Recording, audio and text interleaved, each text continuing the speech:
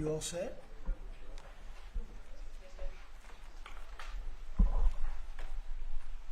How are you?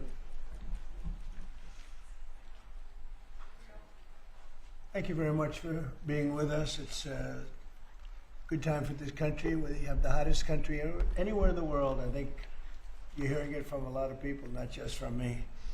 We're doing very well in so many ways. And the gentleman on my right, we recruited him. We tried to get the best person. We got a man that you'll hear in a second who's done an amazing job with respect to Social Security. He's running it, and he's running it like nobody ever even dreamt possible. And it's the 90th anniversary right now of Social Security. So today we celebrate that 90th anniversary of one of the most significant pieces of legislation ever signed into law, the Social Security Act of 1935, and we're going to make it stronger, bigger and better. We're doing a job. In the campaign, I made a sacred pledge to our seniors that I would always protect Social Security, and under this administration, we're keeping that promise and strengthening Social Security for generations to come. You keep hearing stories that in 6 years, 7 years, Social Security will be gone, and it will be if the Democrats ever get involved, because they don't know what they're doing. But it's going to be around a long time with us. Very much, you'll be surprised to hear some of the numbers. I'm delighted to be joined by the Commissioner of the Social Security Administration, Frank Bizignano, who in the world of business, in fact, I wrote some of the little things down, that he's had an amazing, he was Chief Operating Officer of J.P. Morgan Chase. He worked for Jamie Dimon, and Jamie Dimon said that he was amazing. So think of that, Chief Operating Officer, J.P. Morgan Chase, had a storied career. Then he went to First Data. For those in the business, you'd know it's the largest payment company anywhere in the world. And worked for Henry Kravis, and it was in big trouble.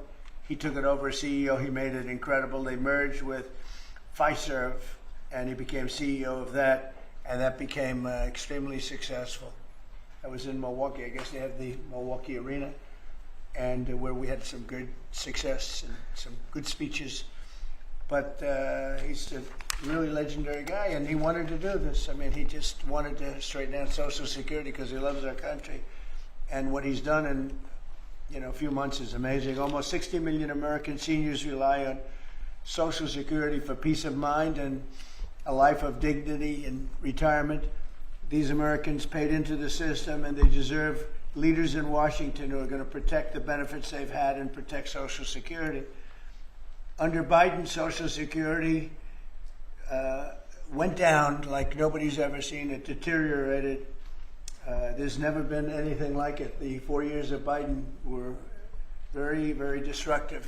It couldn't have gone on much longer. Social Security was going to be destroyed. It was being destroyed. The average call wait time reached an all-time high of more than 42 minutes. Field office wait times were at 32 minutes, which is unheard of, and the disability claims backlog was the longest ever in recorded history. In other words, it was run just like the country was run. It was run really badly. But I'm pleased to report that under our leadership, and Frank in particular, the changes he's made and what he's done is sort of a miracle. Sort of like what happened with the country as a whole. Field office wait times are now down 30% since last year, and it looks like it's going to a total record number. And the record was set in a long time ago when the world was a lot different place, so we're gonna beat that record. Call wait times are down 73% while serving twice as many customers per day. The disability claims backlog is down 26%, and seniors now have 24/7 online access to their accounts, which they never had before, whereas under Biden, the website was down 29 hours a week. For maintenance purposes. It was essentially not open very much. They were always maintaining it, but they didn't know what the hell they were doing. They had a person running that had no idea what they were doing. Among my very first acts was to order all government employees to return to the office or be removed from the job, which means our Social Security offices are now open for full business hours 5 days a week. So unlike being shut down all the time, we're open at record levels also. We're making it really great for the people that want and demand Social Security, and they paid into the system. They deserve it. Last month, I signed one big, beautiful bill and allowed no tax on Social Security for our great seniors, okay? So how's that? Not bad, right? No tax on Social Security for our seniors. And to protect our benefits, we've already kicked nearly 275,000 illegal aliens off of the Social Security system. These are people, many of them have already left the country, and yet we were sending them checks all the time. And 275,000, and that number is now even larger than that, Frank. It's an unbelievable job. And what that's doing is making the system strong. It's making it strong. Biden never kicked anybody off. Everybody joined. And we're carrying out historic deportations to remove many more illegals committing Social Security fraud. It's the Social Security fraud that was taking place at levels that nobody's ever seen. We cleared 12.4 million names listed in the Social Security database over 120 years of age. Think of that. So we had 12.4 million names where they were over 120 years old. Is that right? That's a hell of a statement. I have a feeling, Dan, that's not really really didn't happen, did it? So you have 12.4 million names listed in the Social Security database that were over 120 years of age, meaning you were breaking records, because I've never heard of anybody at 125. There were nearly 135,000 people listed who were over 160 years old, and in some cases getting payments. So somebody's getting those payments, and we're after that. We're also fighting the menace of inflation to make life more affordable for American seniors, and we've ended Biden's inflation nightmare. So we had the worst inflation in the history of our country, and now our inflation is down to a perfect number, a beautiful number, hardly any at all. And yet our country is taking in tens of billions of dollars and trillions of dollars, actually trillions of dollars in tariffs. You know all about it. It's been amazing. They say, why are we taking in so much money? Last week they found $29 billion and they couldn't figure out where it came from. I said, check the tariff shelf. And they said, how did you know that's where it came from? We're taking in billions and even trillions of dollars in tariffs, paid by other countries who, frankly, were taking advantage of us for many, many years. And they were doing that to us, but our people didn't know it. We didn't have smart business people. We've ended Biden's inflation nightmare and came in below expectations, and yet, again, this past month, we set records. Gasoline prices are way down, and really dramatically, as everybody knows, and energy prices have been going down, other than in certain states where you have Democrat-run states where they put windmills all over the place. Anytime you see a windmill, you'll say, well, they have bad energy costs, and it's happening in New Jersey. I saw that there's a revolution going on in New Jersey. They closed up a nuclear power plant, and they're raising electricity rates by 21, 22, and 28%, something like that. And you're going to have a new governor in New Jersey. I'll tell you what, you have a good man running in the Republican Party. He'll get him down. But what they've done is they've killed so many good sources of energy for very expensive windmills and lots of other things that don't work. 401ks and retirement accounts are soaring, and the stock market is setting record highs. Almost every day we're going record highs, and yet we're taking in hundreds of billions of dollars in tariffs. So it's turned out that Trump was right and they were wrong. A few smart people knew what was going to happen. A few of us were right. So we're going to keep the fighting going. We're going to make America's seniors every single day. We're going to fight for them. We're going to make them richer, better, stronger in so many different ways. But Social Security is like pretty much the one that we think about, and we love it, and we love what's happening with it. And it's going to be good for 90 years and beyond. Again, you were given only a short period of time. Social Security was supposed to be like down. Had they won the election, Social Security would have defaulted during Biden or Kamala's election, whoever. they so chose. Two beauties. And now what I'd like to do is ask Frank to say a few words. Again, this is a man with a really storied past. He's one of the most successful anywhere in the world. What he did at J.P. Morgan Chase and what he did for Henry Kravis and all of the others are like legendary stories. And he just wanted to do this. He's making about a tiny fraction, I would say, a tiny fraction of what you used to make. But he didn't care. He wanted to do it. He made a lot of money. And he said, I want to run that system. I want to put it back on track. And he's got unbelievable talent over there. It's like a different place. So, Frank, would you say a few words, please? Sure. Thank you. Is less than 1% tiny fraction, sir? Is that what it is? Less than one? That's a tiny That's fraction. an honor. It's an honor. It is an honor. And I'd like to start off by thanking the President for his tireless effort in running the country, in what he's done across the country, meeting every commitment. And, you know, I see it directly in the big, beautiful bill, the opportunity that it's brought to seniors. But his effort on every commitment, delivering against it, and delivering on world peace tirelessly. I'd like to also thank him for my opportunity. You know, he's teasing me, I'm teasing him about the economics of the job.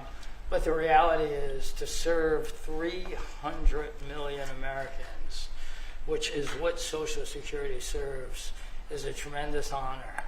And him putting that faith in me and building what I believe, and I think I have a right to say it, is the best leadership team ever assembled in the White House and in the cabinet. So that's my great honor. So I come here and get the opportunity to serve the American public in a manner that I never imagined in my life.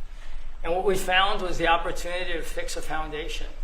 The reality is, people talk about 72 beneficiaries. I talk about over 300 million Americans with a Social Security number that we must protect through the system. And when you look at what we talk about in eliminating Social Security numbers that were live in the system, they could carry fraud through the whole system. So the first thing was root out fraud, waste, and abuse. But while doing it, the best way to be more efficient is provide more accurate payments and better service. And you heard the numbers. I think the most staggering number is that we had a website that was down 29 hours. This will be a digital-first agency, and we are building my SSA accounts. That's the digital account.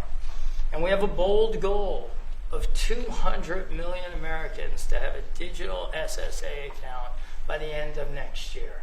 It will happen. Just like we had a bold goal of single-digit wait time on the calls when they were at 40 minutes. And we did that. This is my 100th day. We did that within 90 days, right? Get the web up and running, bring technology to our field offices, use digital presence to answer and serve the American public. That's the job. When we do all that, then we'll really know the answer to if we have a hole, right? I was presented in my second week on the job with $18 billion in errors by the Inspector General. It was public. In less than a month, we solved $9 billion of it. So that's the type of swift action we can take, right? You see the things like the big, beautiful bill for the seniors. You see better digital services. You see field office wait times down. If you make an appointment to have a field office visit, it now happens in 6 minutes.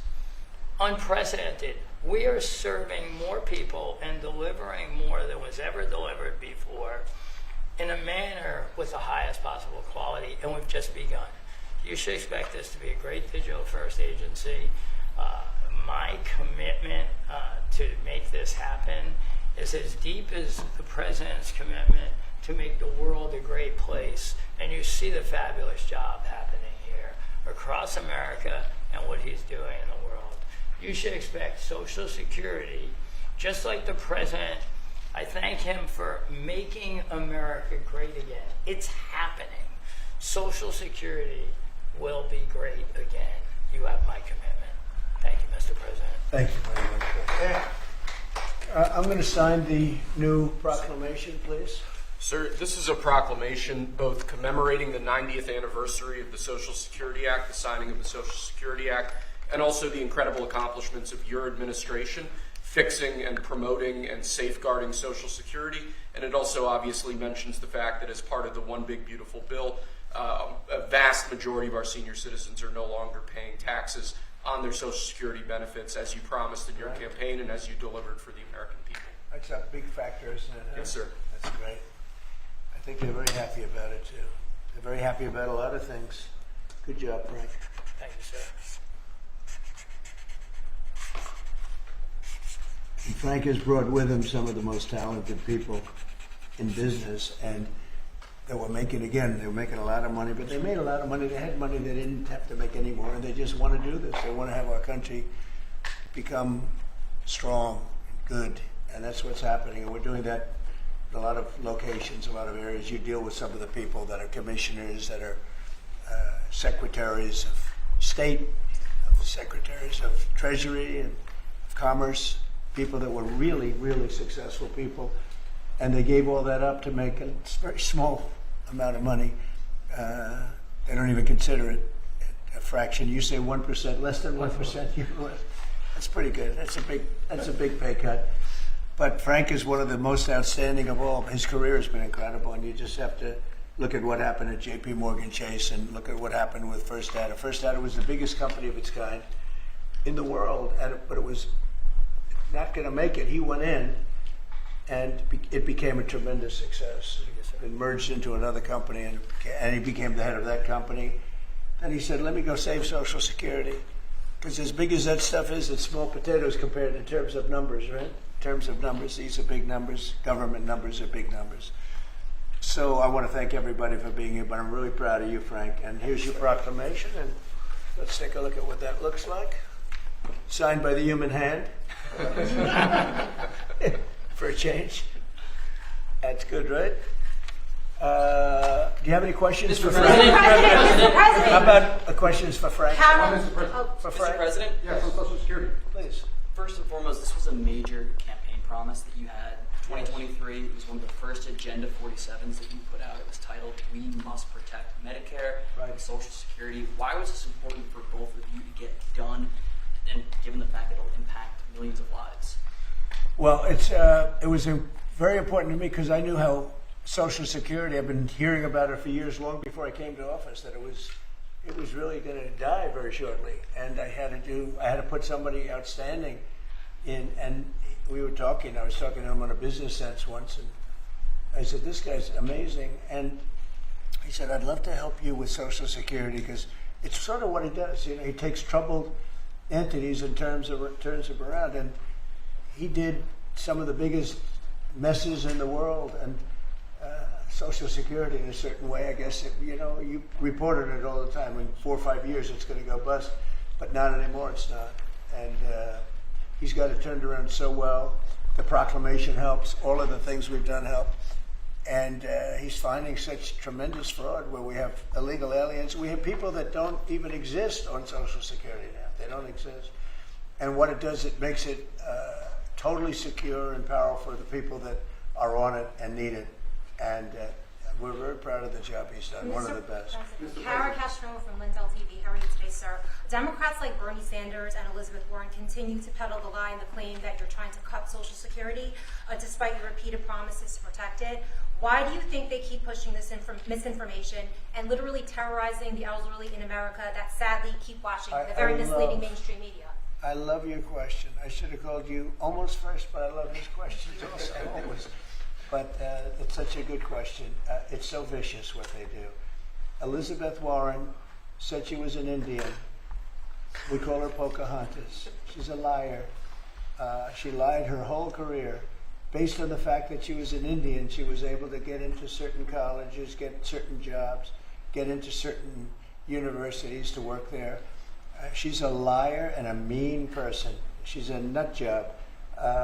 I watched her the other night. She's all hopped up endorsing a communist in New York City.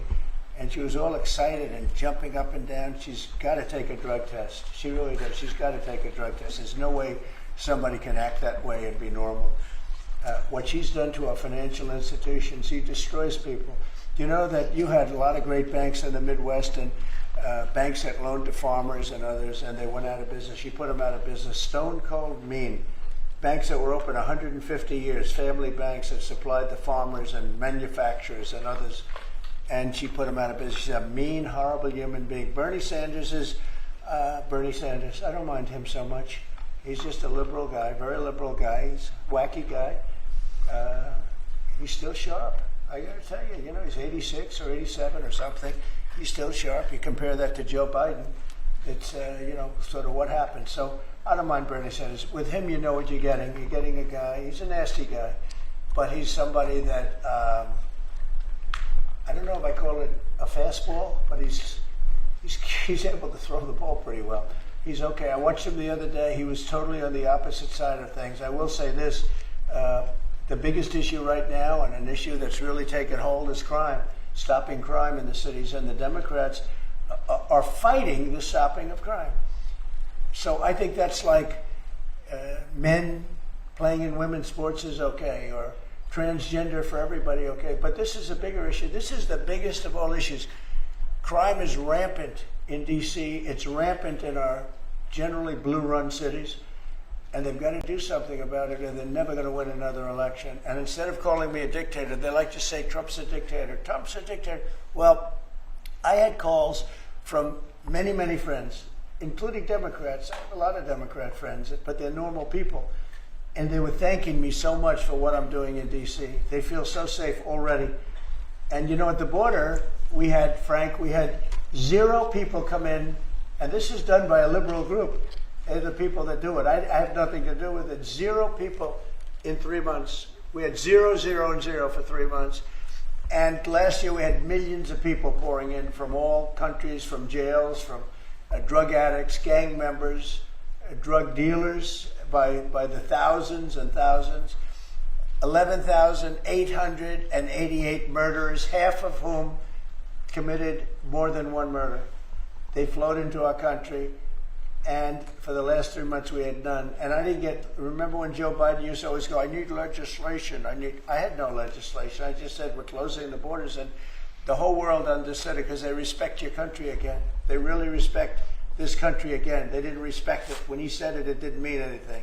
But now they know it meant a lot. And Mexico does what we tell them to do, and Canada does what we tell them to do, because we had the 2 borders. We have the northern border, southern border, and they were both horrible.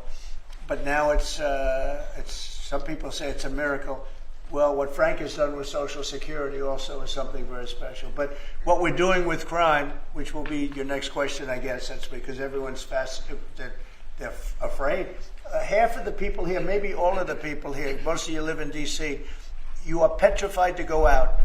And you're liberal, and if you're liberal, you're going to have to change. You're Democrats, you're going to have to change your ways. So we will have crime under control very shortly in D.C., but they're record numbers, and sadly what I guess the mayor did, but whoever it was, they asked the numbers to be fudged so that it would show less crime than the fact. The fact is it's worse than it's ever been, and we will have it just like we did at the border, where with borders are totally in great shape right now, the best ever, record-setting shape. We'll have the crime situation solved in D.C. very soon.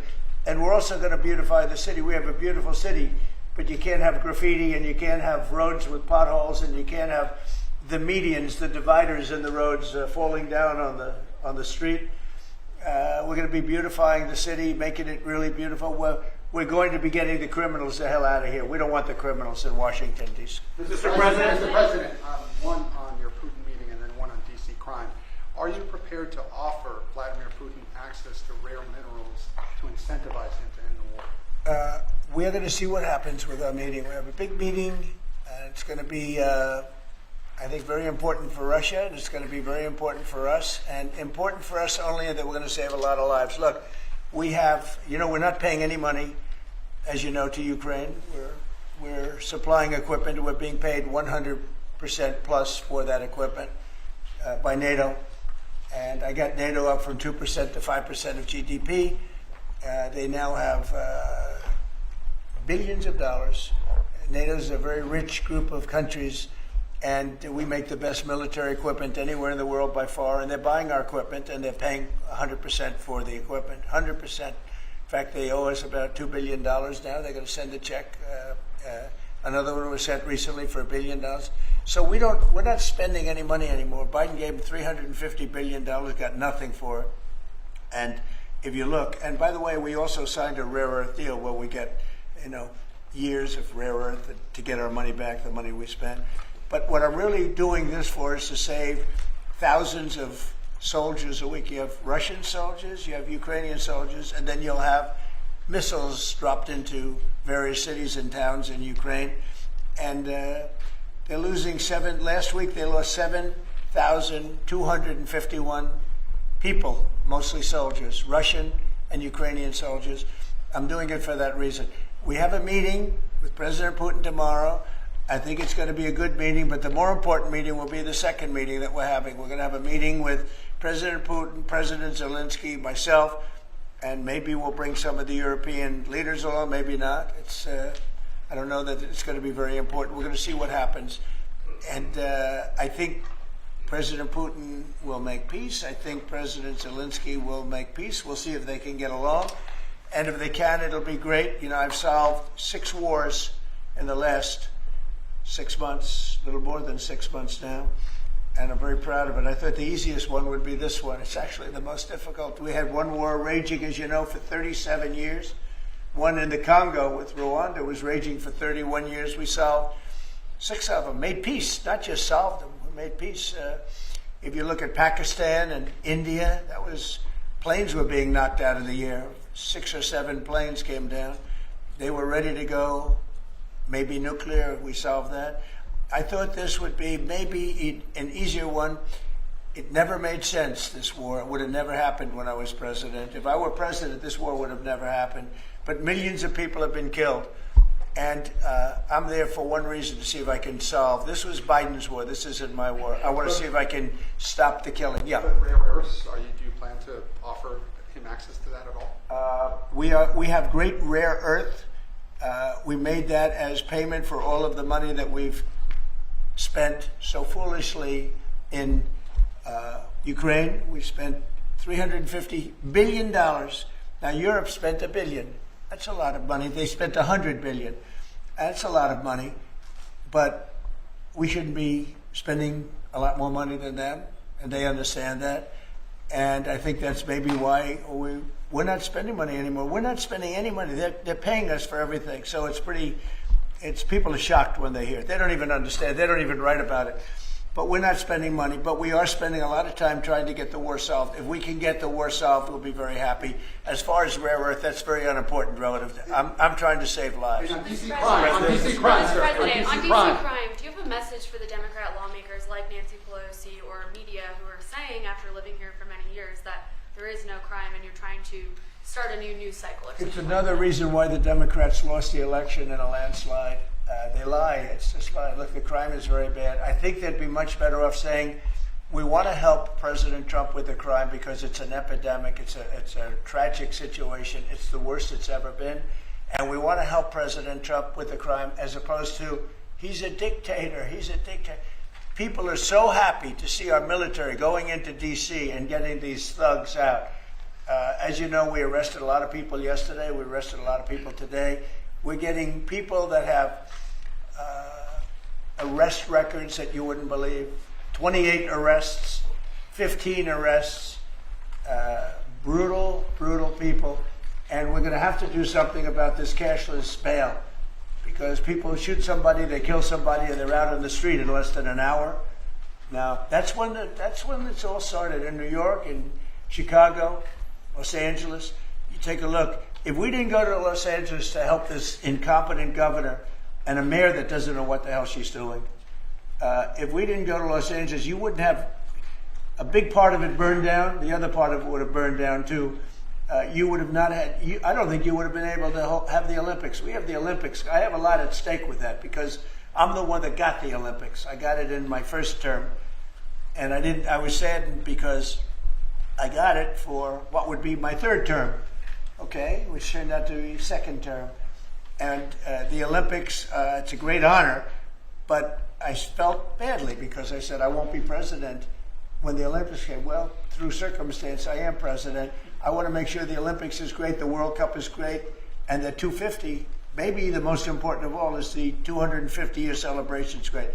So what's happening is we will work very hard. You would not have had, I don't believe that if I didn't send in the troops, I don't think you would have had Los Angeles in condition to have the Olympics. I think you would have had to tell them, I'm sorry, you're going to have to go someplace else. And if you look at the police commissioner or the sheriff, he said, we really needed them. Thank God they were here. We really needed them. That was the first 2 or 3 days. After we solved their problems, then he said, well, I think we could have maybe done it. No, he was told what to say. He said, you go back to your files and see what he said. He said, thank goodness they came. If I didn't go and put our military there, or National Guard in that case, and we'll go military if we have to, but the National Guard went there. They were very effective. If we didn't do that, I don't think you would have had the Olympics in Los Angeles. The place would have been just like the 25,000 houses that burned down, where, by the way, the governor ought to focus on getting their permits. You know, the federal permits are given. Those are the hard ones, and they were given a long time ago. People can't rebuild their house because they can't get permits from the state and the city, and they ought to focus on that because it's very upsetting. I went there right after the fires. I walked the streets, and I met a lot of great people that want to rebuild their homes. We took care of it from the federal standpoint, but they're not taking care of it from the city side, the mayor and the governor. They're not getting their permits. They can't build their houses. Mr. President, Go ahead, please. Mr. President, thank you. Do you think this summit and the incentives for peace you are putting on the table could end up rewarding Putin for his invasion of Ukraine? And what kind of signal do you think that could potentially send to other aggressors? No, I don't think it's a reward. I think that what we have is a situation that should never have started. Should have never started. It didn't start under me, and for 4 years it wasn't even discussed. And I could see it was going to happen after I left. I could see what was happening. Everything that we did was wrong. Everything that was done was wrong. Everybody's to blame. Putin's to blame. They're all to blame. This is a war that would have never happened. Mr. President, we have a question on LA. Mr. President, earlier today, the Washington, D.C. police chief issued an executive order allowing metropolitan police officers conducting traffic stops to notify federal immigration and customs enforcement about undocumented immigrants that they encounter. Yet the city has a long-standing pro-immigration policy, including allowing non-citizens to vote in local elections. Which is ridiculous. And limiting cooperation with federal immigration agencies. Right. Did your administration pressure the D.C. police chief to review and repeal these policies? And will you require other cities to roll back similar policies to avoid possible federal takeover of local law enforcement? So what you're saying is that it was a very positive thing. When they stop people, they find they're illegal, they report them, they give them to us, etc. That's a very positive thing. I have heard that. It just happened. That's a great step. That's a great step if they're doing that. Yeah, I think that's going to happen all over the country. We want to stop crime. I think if the Democrats aren't strong on this issue, they won't be able to do it. I think this is a bigger issue than all of the other ridiculous things that they, like open borders. Well, open borders is bad. Open borders has caused a lot of this problem, allowing millions and millions. I think 24 million people were allowed to come into our country. Many of these people from prisons, from jails, from mental institutions. This was the Biden policy. And I don't believe it was him. He was never there before. It was the people that encircled this very beautiful desk, the Resolute desk. Radical left lunatics who were smart, but radical left. And I'm very happy to hear what you just said, because I've heard that. And Mr. President, on LA, if I may, the mother of a 15-year-old California boy was briefly detained at gunpoint in a case of mistaken identity. The LAUSD superintendent says that surveillance video shows armed agents wearing police and border patrol insignia. Given the National Guard, the Border Control, ICE agents, they're not trained in local policing. What specific steps are you taking to ensure that young people are not put in harm's way with these types of operations? You know, what they are trained in is common sense, and they're very tough people. and they have great common sense, and they are highly trained. I heard the mayor of L.A. was saying, "Oh, they're not trained this way." I heard this character from where was he from? They talk about him as a candidate. He's got no chance. The governor of Maryland. I watched him this morning saying that the governor of Maryland. Yeah, they say maybe he'll be a president. He's not presidential timber at all. But I heard him today talking about how the National Guard or the military is not trained in police, but they're trained in common sense, and they're trained in not allowing people to burn down buildings and bomb buildings and shoot people and all of the things. They've done a great job. Again, if we didn't send them, and very importantly, if we didn't send them into Los Angeles, the rest of Los Angeles would have been burned down to the ground. When you look at Minneapolis, I sent them into Minneapolis because the governor wouldn't make the call. If I didn't do that, you wouldn't have a Minneapolis. It wouldn't be, I don't think it would be existent today. You remember the famous scene burning over the CNN anchor's shoulder. He said, everything seems to be very peaceful. And behind him, the whole city's burning down. So you had the whack job governor who ran for vice president and made a fool out of himself. You would have had, I saved that city. I'll tell you, I saved that city. So the bottom line is these are very tough people that are trained in a thing called common sense, and they're also trained in doing what we're talking about right now. And you watch crime stop, but you wouldn't have Los Angeles. It wouldn't be existent today. We would have had to cancel the Olympics if I let that go on. Mr. President, will you pressure Israel to allow journalists into Gaza to cover the humanitarian efforts the U.S. is pursuing? And I'd like to see that happen, sure. I would like to see it happen. I would be very fine with journalists going in. It's a very dangerous position to be in, as you know, if you're a journalist. But I would like to see it. And on tariffs, Brazil, Mexico, and Latin America are getting closer to China, and they say it's partly because of the tariffs you're imposing those countries. Are you concerned them getting closer to China? No, not at all. I'm not concerned at all. They can do what they want. None of them are doing very well, and what we're doing in terms of economics, we're blowing everyone away, including China. We're doing better than any other country in the world right now. Brazil has been a horrible trading partner in terms of tariffs. As you know, they charge us tremendous tariffs, far, far more than we were charging them. We weren't charging anything, essentially. And Brazil has some very bad laws happening where they took a president and they put him in jail, or they're trying to jail him. And I happen to know the man, and I will tell you, I'm pretty good at people. I think he's an honest man. I think what they've done, this is really a political execution that they're trying to do with Bolsonaro. I think that's terrible. But they also treated us very badly as trading partners for many, many years. One of the worst countries on earth for that. They charged tremendous tariffs, and they made it very difficult to do anything. So now they're being charged 50% tariffs, and they're not happy, but that's the way it goes. Mr. President, On DC crime, are you concerned at all that some federal officers that are helping DC police might be being pulled away from other high priority assignments? Like what? Terrorism, for example. Oh, really? Terrorism? They'll stop terrorism as part of what they're doing right now. No. The soldiers that we have, first of all, we have plenty of them, long beyond what that you have here. We're just using a very small force. In Washington, D.C., they have thousands of police. They have a lot of police, but the police weren't allowed to do their job. We have a lot of great ones, and you have some that weren't so good, to be honest, but they weren't allowed to do their job. But now they are allowed to do their job, and essentially it's only 2 days, but you look at the numbers already, they're dropping. And no, they're not being pulled off for anything. Mr. President, as you know, there were some very concerning reports about crime statistics.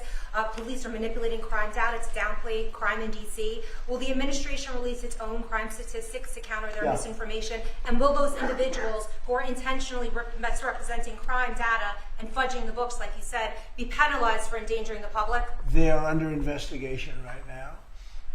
They are giving us phony crime stats, just like they gave other stats in the financial world, but they're phony crime stats.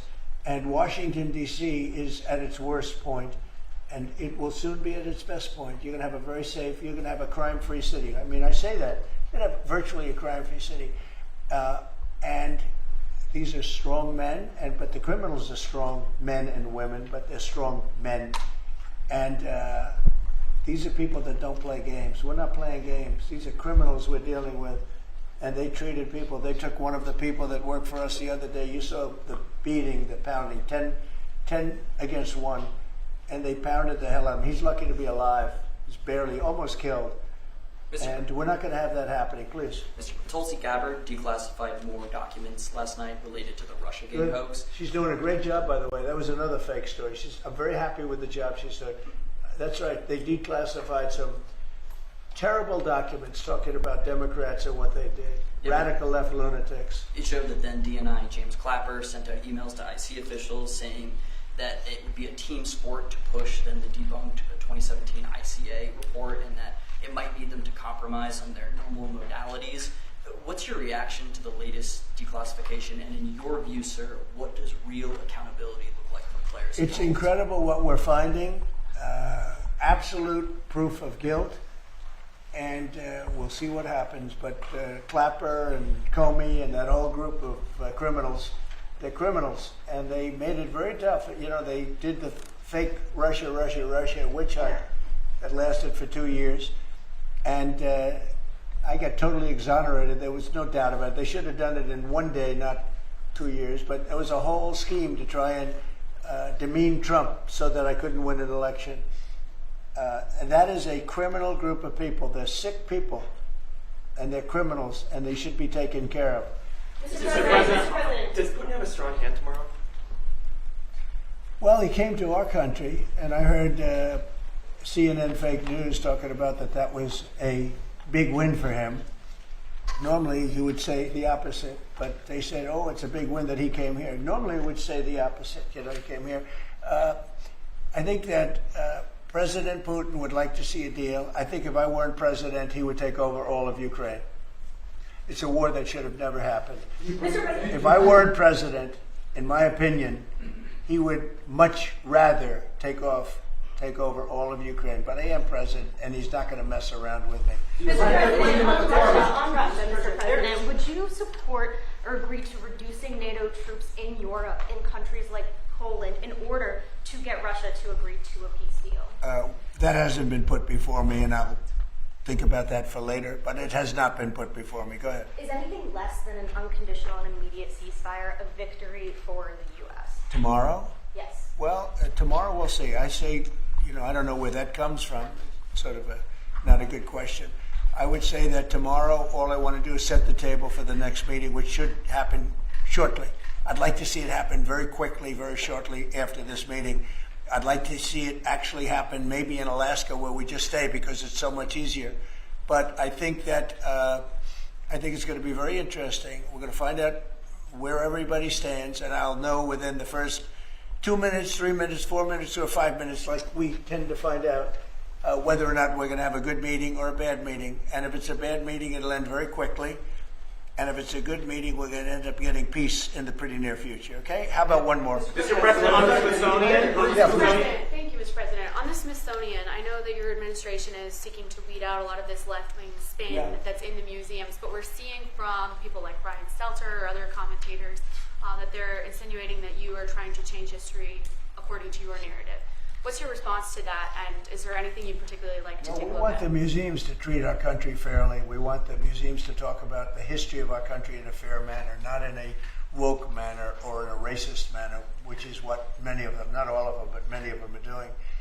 Our museums have an obligation to represent what happened in our country over the years, good and bad, but what happened over the years in an accurate way.